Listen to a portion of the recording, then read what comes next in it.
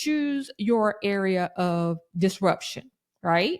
So Yes. what happens is people think that when we say go out and advocate, that we mean you got to carry signs on the street and do all of these things. No, that's not everybody's thing, and that's okay.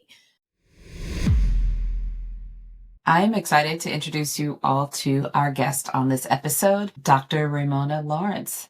How are you? Welcome to the podcast. Thank you. I am doing amazing. Thank you so much for having me, Dr. Huntley. I'm excited to be here. So, right away, I'm remembering I met you you were the keynote speaker at the Women's Leadership Institute back in Minneapolis last month or a month before. Yes. Um, we had a superhero theme this year, and your presentation was just so wonderful.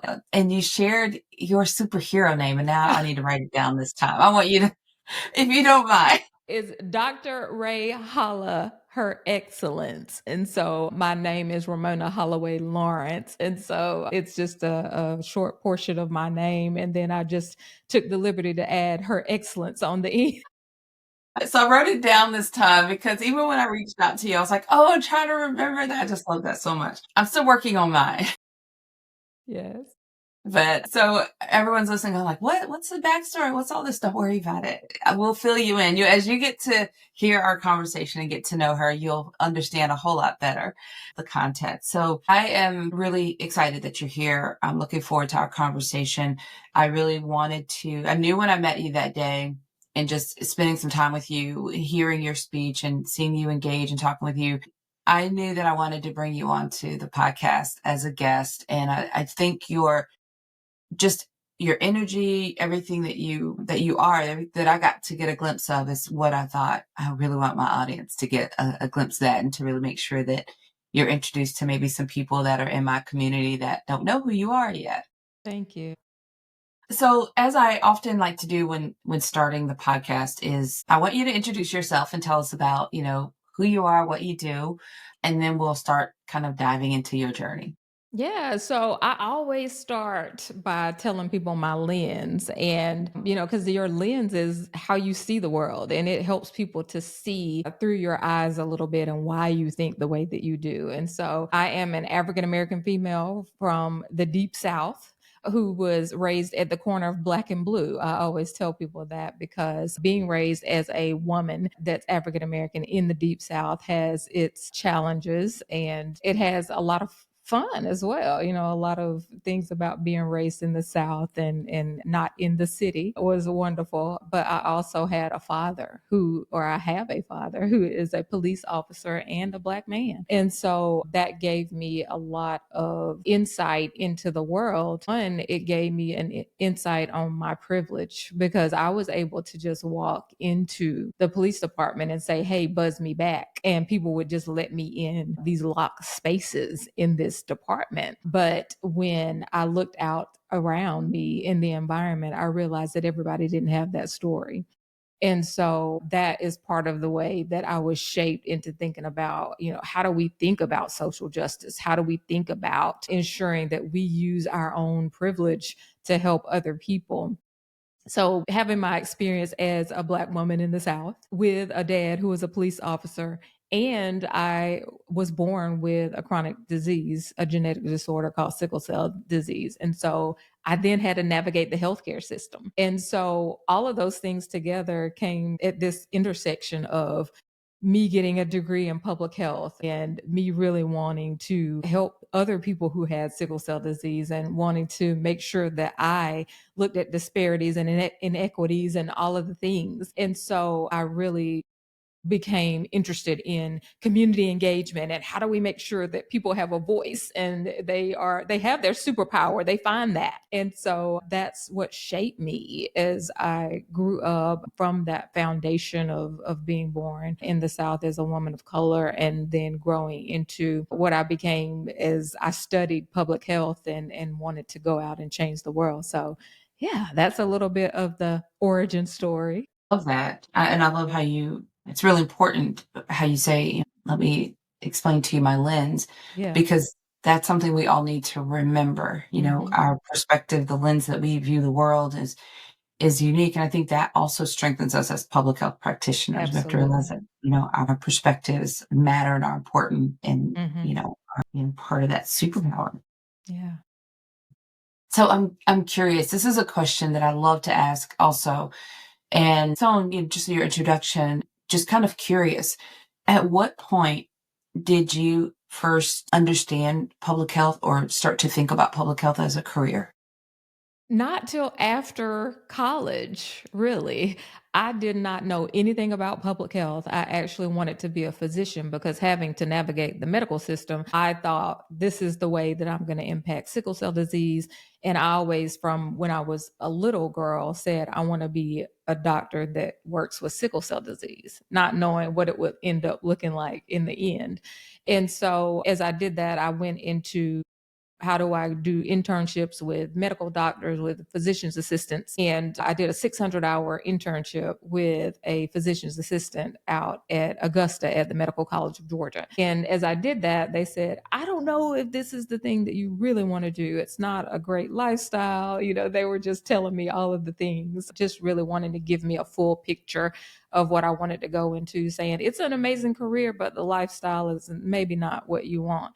And so I started to think about the things that they said. And I looked down the list of physicians and I saw the degrees that they had. And I saw these letters MPH. And I was like, what is MPH? And so I looked up the degree and I saw that these people looked at communities and not just individuals, and they impacted whole populations and all of these things. And I was like, this is what I really think being a doctor should be. And so I looked into the MPH at Georgia Southern and went and got that degree, fell in love with public health, and then went and got the doctorate in public health as well. And so that's kind of how I came into it. I was just looking literally down the list of what physicians had as their degrees, and I saw MPH on a lot of them.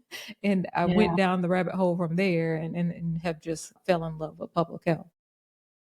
I love it. I love that. A very similar story myself, and a lot of I find as I ask that question, a lot of my guests start the healthcare route because that's what we think of the medical Mhm. doctor, and then we discover public health. That was very similar to me. What I love from that is in more recent years the popularity of the undergraduate public health degrees and that introduction to public health a whole as a career option, being available to students much earlier Mhm.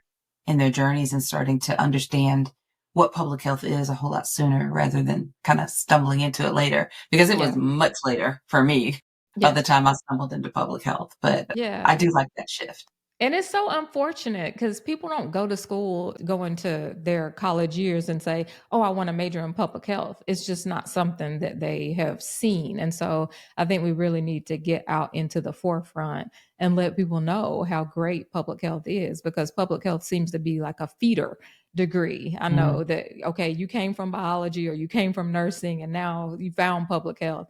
And right. so maybe one day we'll be able to elevate it to a place where people just know about public health. And I think in Yeah, recent years, people have learned a lot more about public health with the pandemic and all of the things that have happened. But I right. think it still has a ways to go to be at the forefront of young people's minds. Yes, that's something I'd like to see much more of as well. Yeah. So now let's talk a little bit about, well, let's unpack a little bit more about what you do. Okay. So, I know you wear many hats, but tell us a little bit more about what you're doing now. And I guess also I'm curious because of the different touch points you've had, in your life as a young person coming up, maybe how does that kind of play a role in what you're doing now? Yeah, I mean, I became that doctor for sickle cell disease that I always wanted to be. It doesn't look like what I thought it would.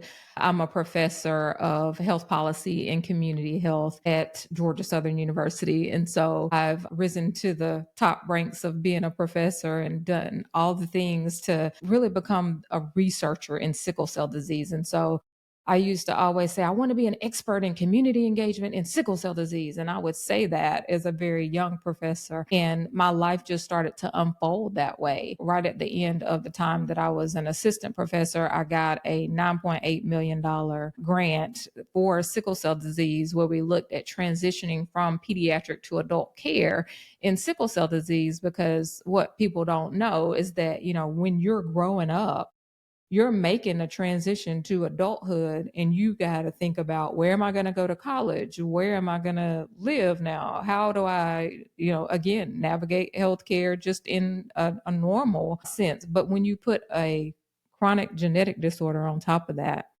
now when I think about, where do I have to go to college, I need to think, is there a hematologist or a hospital that can treat me near that college? When I think about who I'm going to get married to, I have to think about, what is their genetic code? Because if I marry somebody else who has the sickle cell trait, then my children can have sickle cell disease, right? So it's a whole lot more added on top of that. And so that transition from pediatric to adult care is very difficult for individuals who have sickle cell disease. And so a lot of times people die.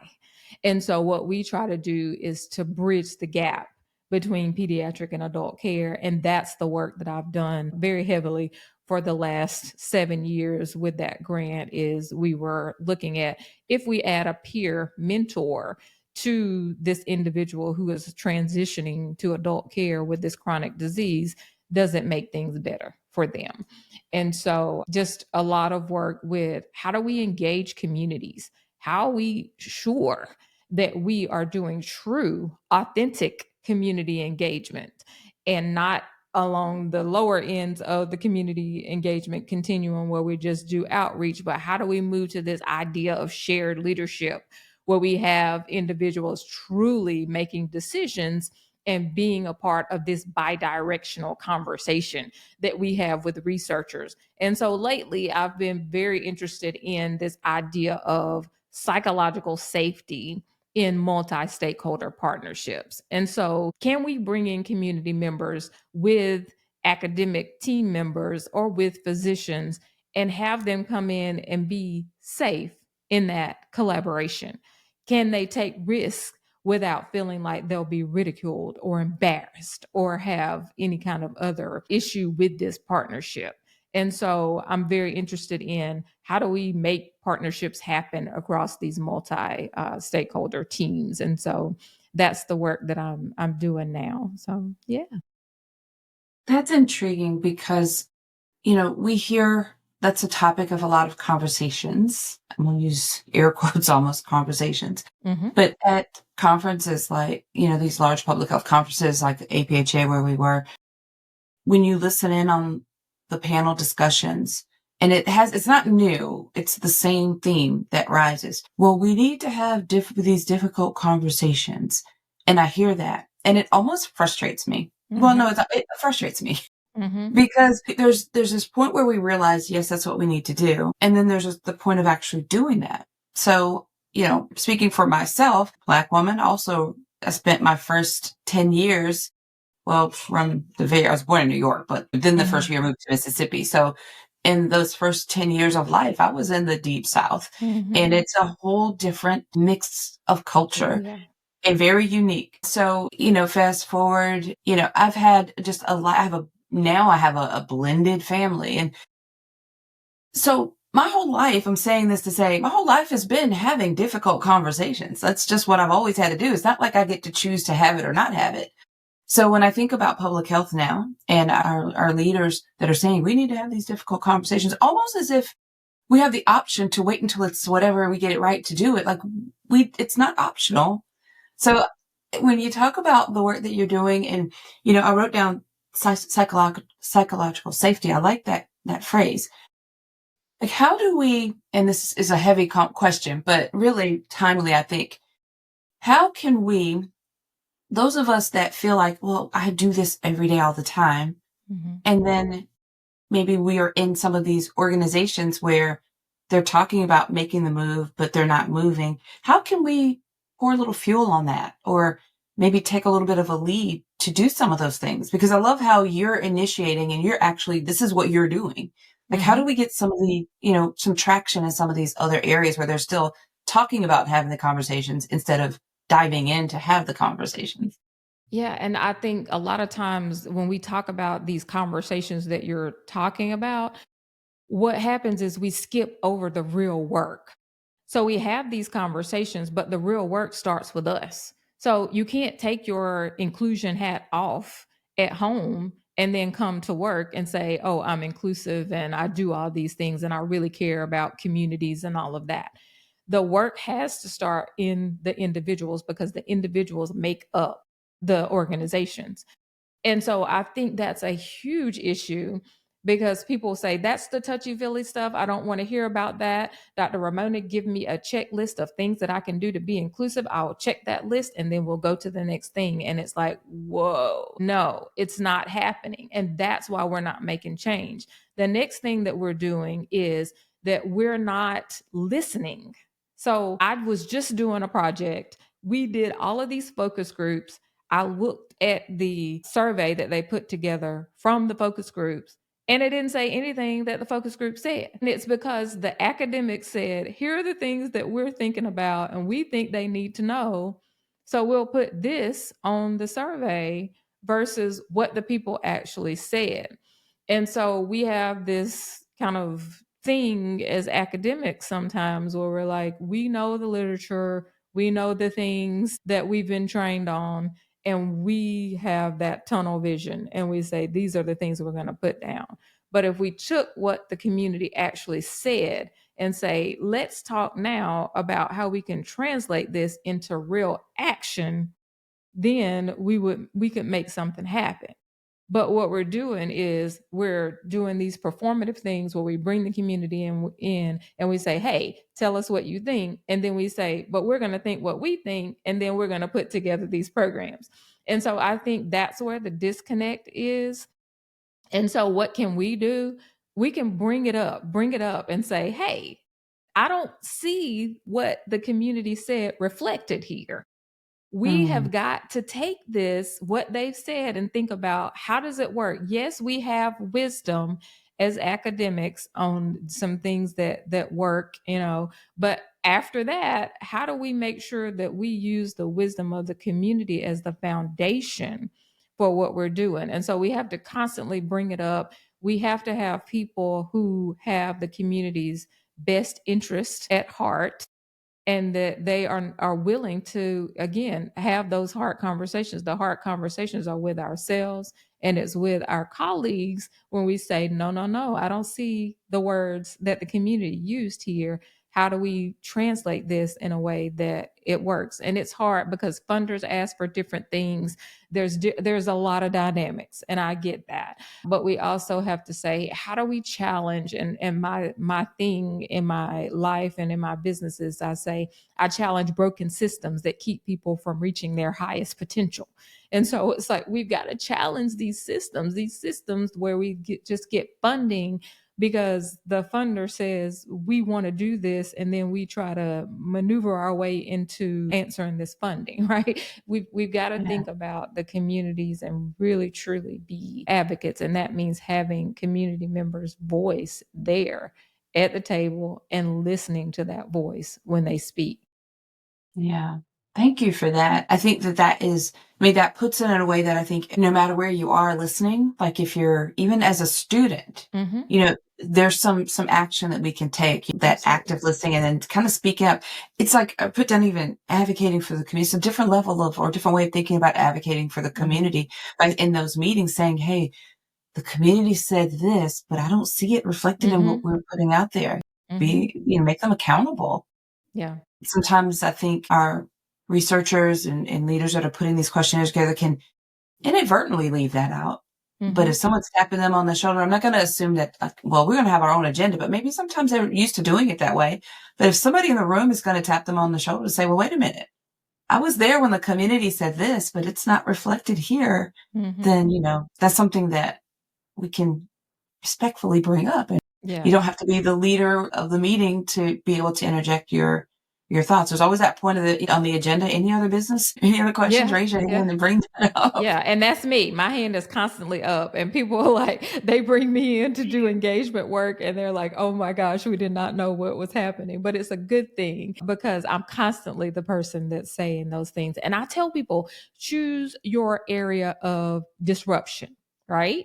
So Yes. what happens is people think that when we say go out and advocate, that we mean you got to carry signs on the street and do all of these things. No, that's not everybody's thing, and that's okay. My area of disruption is in any room that I'm in, I am going to raise my hand and say, did the community say that? And now are we translating that into action? I disrupt that way every single time. So choose your area of disruption. It doesn't have to be the traditional things that we see, with like civil rights activists and things like that. It can be, what is it that you are here in the room to do, and choose it and stick with it. Do it. I wrote that down too. I love that for myself. If nobody else wanted to note that one, that I love that. I absolutely love that. That is, that helps us to not be overwhelmed and consumed by the big giant problems. Like you can just bite off a piece and like own that. Mm-hmm. And I like that very much. Oh, thank you for going down a little bit of a rabbit trail with me, but very, very timely and very relevant for where we are. So tell me more about what you do, because I know you also have this entrepreneurial vein that you explore. So tell me a bit more about that. Yeah, I'll tell you. One day I was in a meeting at my university, and the faculty were talking about a grant, and they were talking about their summer salaries. And they were just kind of going back and forth and arguing over a percent, right? Because we have a 9 or 10 month contract, and faculty don't get paid in the summer unless they have grants. And so it felt in that moment that we were so concerned about the money that public health was not at the forefront of our conversation anymore. It was, how much are the faculty going to get paid from this grant and to pay their summer salary? And at that moment, which was very early in my career, I think it was in year 1 or 2, I said, I will never have the university pay my summer salary again. And that's what started me into this entrepreneurial journey. And we often are like, okay, we don't make enough, or how do we do this, or how do we do that? And it's like, no, start your journey with entrepreneurship and be the the engine that you want to be, right? And so that's what I did. And I initially started with network marketing. That felt like the easiest business to go into at the moment. And as I was in network marketing, I really got trained about business. I loved the industry, got trained a lot about business in network marketing. And eventually they found that I had this degree in public health and that I did this work with diversity, equity, and inclusion. And they started to fly me all over the country to do training, DEI types of training with the consultants. And so I did that, loved it, but I was censored. And so I would have to present the script to the company, make sure I said the things that they wanted me to say. And so I got frustrated with that. And I said, I have the skill set here. I can go out and do this business myself, and I don't have to do this in this network marketing company.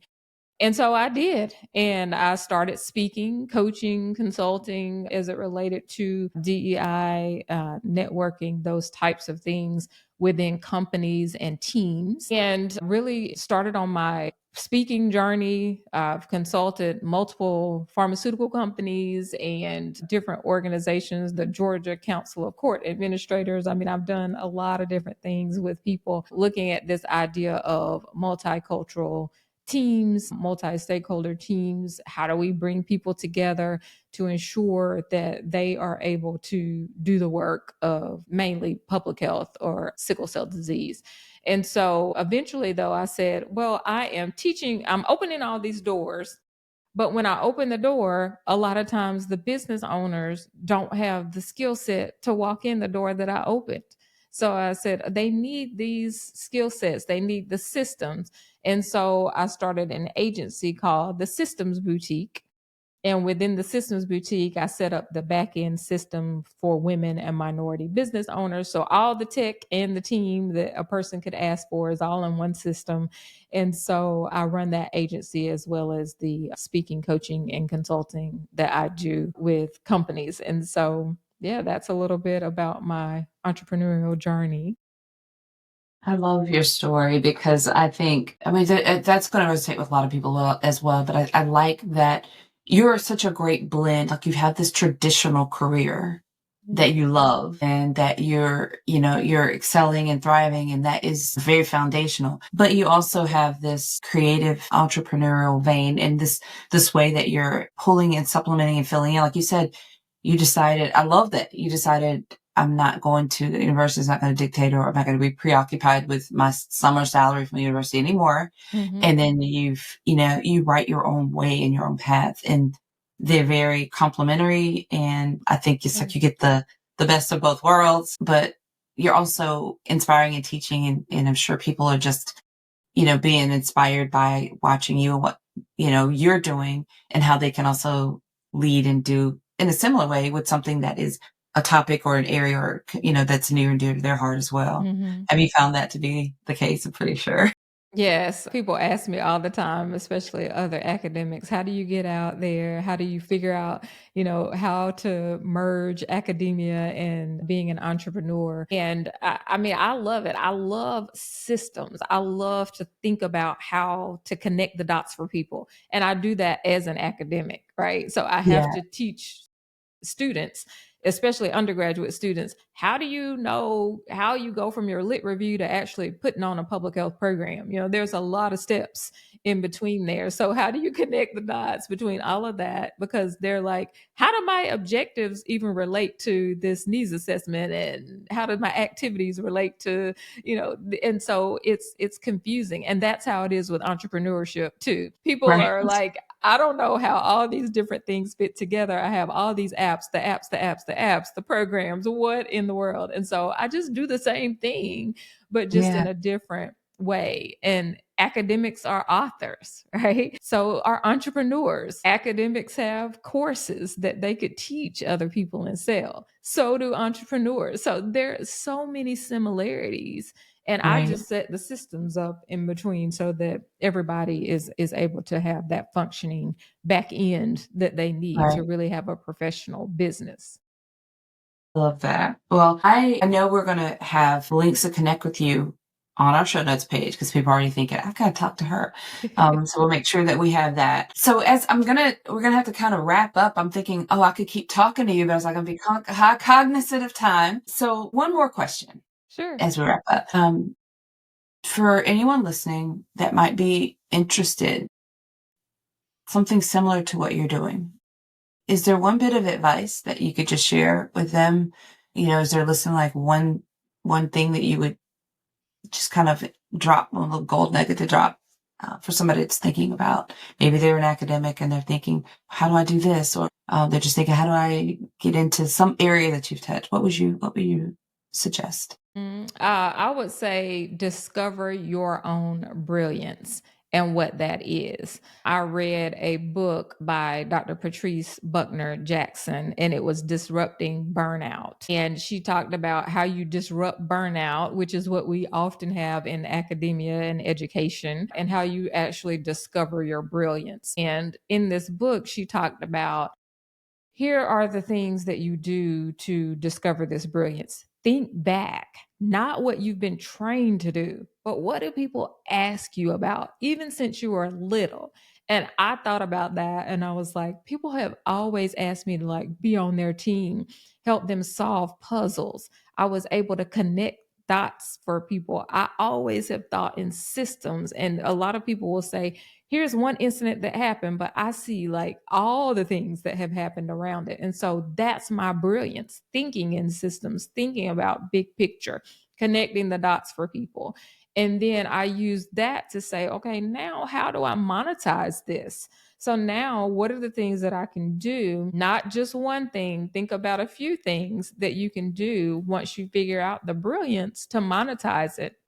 and then try them. That's the thing. Often we think we might like something, or being an entrepreneur sounds good, but it's not always good when you're in practice. And so, what are the things that you enjoy?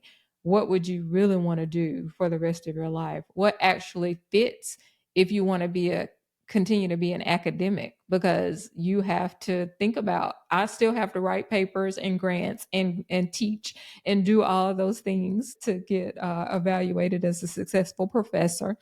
But then I have to juggle having this business and all of those things. And so, what is it that you really want to do? Not what looks great for other people. What fits your lifestyle, and what do you want to do? And so, I think discovering your brilliance, thinking about what you really are great at, not what you've been trained to do, but what you're great at just naturally. And then thinking about different ways to monetize that, and then practice those things. Try it, see what you like, see what you don't. And the last thing is mentorship. Back, let's go full circle to what we started this with, and how we met is I was talking about 360 mentoring, and That's right. how you find your superpower, right, by mentoring. And so I think that's the next thing is, how do we find people who have done this, who have been successful, who help you skip the parts that they failed at, and teach you how to move forward and really be an academic and an entrepreneur. And so those are the things that I would say, that's the start, and that's how I would start anybody. I think that's wonderful. Thank you for all of that. It's been great. I've enjoyed our conversation. I mean, I love Thanks. podcasting. I love having my guests, but this one I felt I was being a little selfish on. So a lot of those points and things that you talked about was for me, but I know my audience is appreciative and taking this in as well. What is the best place for people to find you, want to connect with you? If someone's listening right now and they don't want to go clicking to the show notes, what is the best place? Yeah, you can find me in multiple places. DrRamonaHLawrence.com, and my name has a Y in it if you're listening. So I always say, don't forget my Y and don't forget your Y for the things that you do. So I have a Y in my name, and so it's DrRamonaHLawrence.com. I also have thesystemsboutique.com if you want to know more about that piece. And I'm on social media. So Instagram, LinkedIn, all of it is either Ramona Holloway Lawrence or Dr. Ramona H. Lawrence. So you can find me in most places, and I hang out there, and I'm happy to interact with anyone. That's wonderful. Yes. And we do have all of that in the show notes. So I'll tell you all how to get to that in just a moment. Dr. Ray Holler, Her Excellence, thank you so much for taking time and meeting with me today and putting this episode together. I really enjoyed it, and I appreciate you so much. You are very welcome. Thank you for having me.